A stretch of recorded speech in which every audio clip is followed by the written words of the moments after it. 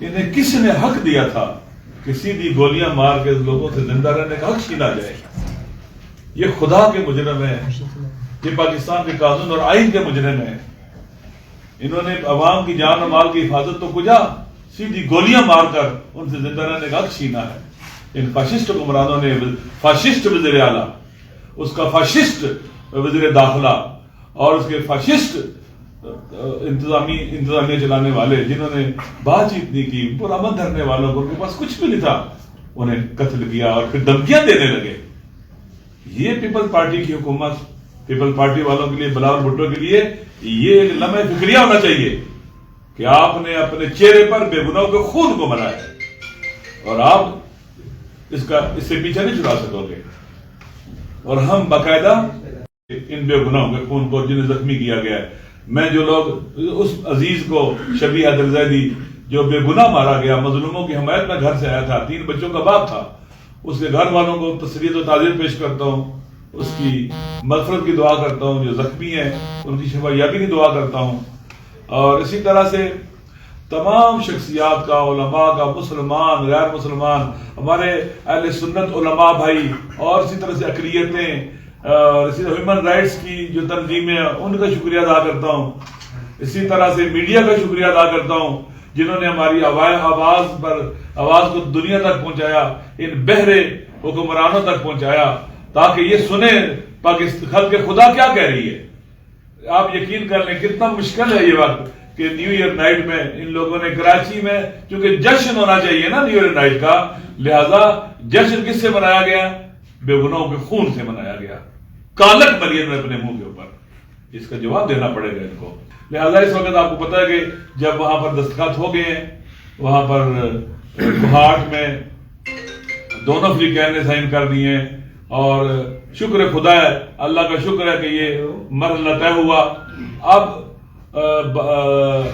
اس پر implementation کے لیے بال حکومت کے کورٹ میں ہے، انہوں نے امپلیمنٹ کرنا ہے.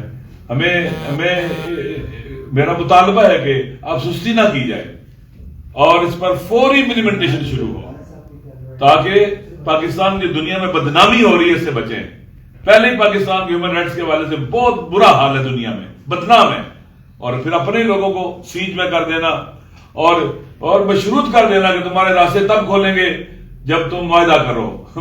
بے شک تمہارے بچے مرتے ہیں مرے، معصوم بچے مرتے ہیں مرے، جو عذاب تم پر آتا ہے آئے، جو تکلیف آتی ہے تم پر آئے. لہذا یہ ایک مجرمانہ سوچ تھی جس کے نتیجے میں یہ ہوا ہے. یہ بھی جواب دیں سارے کے سارے. امپلیمنٹیشن کا مرحلہ ہے، اس میں اب کوتاہی نہیں ہونی چاہیے. لہذا میں، جو کہ آپ نے سن لیا ہوگا کہ وہاں جرگے کے جو وہاں پر موجود ہیں انہوں نے بھی شکریہ ادا کیا پورے پاکستان کے سب لوگوں کا، ہر ایک کا، علماء کا، شخصیات کا.